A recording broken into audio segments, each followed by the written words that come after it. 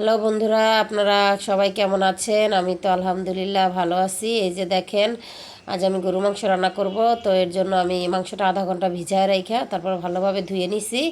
ধোয়ার পরে এখানে আমি একে একে সব পদের মশলা দিয়ে দিলাম। আদা রসুন বাটাটা আমি আস্ত ছিল বরফ ফ্রিজে, সেখান থেকে একটু ভেঙে নিছি পরিমাণ মতো। তো এটা যখন চুলায় জাল ধরাবো তখন অবশ্যই এটা গলে যাবে।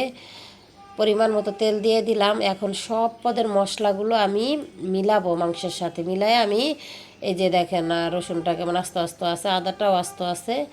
তো সব পদের মাংসগুলো ভালোভাবে ম্যারিনেট করে তারপরে আমি এটা ঢাকা দিয়ে রেখে দিব আপনার 10 মিনিটের মতো। তো আমার কাছে মনে হয় 10 মিনিট পরে এই যে দেখেন, আমি তেজপাতা দিয়ে হাতের একটু পানি দিয়ে, হাত ধোয়া যে পানিটুক ছিল সেই পানিটুক দিয়ে আমি এটা ঢাকা দিয়ে দিব। তো আমার কাছে মনে হয় সব থেকে সহজ রান্না গরুর মাংস। গরুর মাংস রান্নাটা মশলাগুলো থাকলেই হবে, কারণ গরুর মাংস রান্নাতে তেমন কোনো ভেজালই নেই। মাংস হাতে মাখায়া দিলেও খুব সুন্দর হয়। দেখেন কি পরিমাণে পানি উঠছে, আমি একটু পানি দিছি আর একটু পানি উঠছে। মাংস থেকে স্বাভাবিক এটা পানি উঠবেই।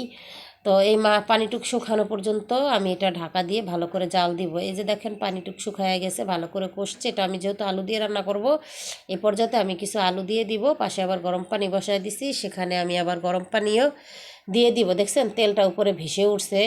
তো আপনারা আবার কেউ দেখে বলেন না যে তেল একদম কম দিছি। আমি তেল খাই না।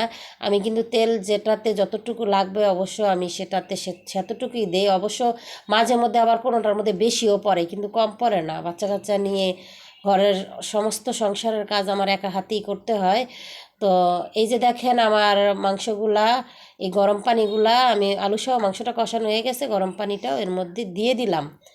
তো এই মাংস গরম পানিটা যখন মাখা মাখা হয়ে যাবে, এখানে আমার সব পদের মশলা পারফেক্টলি আছে, আমি একটু চেক করে দেখছিলাম। তো মাখা মাখা যখন হয়ে যাবে তখন আমার তরকারিটা হয়ে যাবে। তো আমার মাংসের রেসিপিটা কেমন হলো সবাই জানাবে।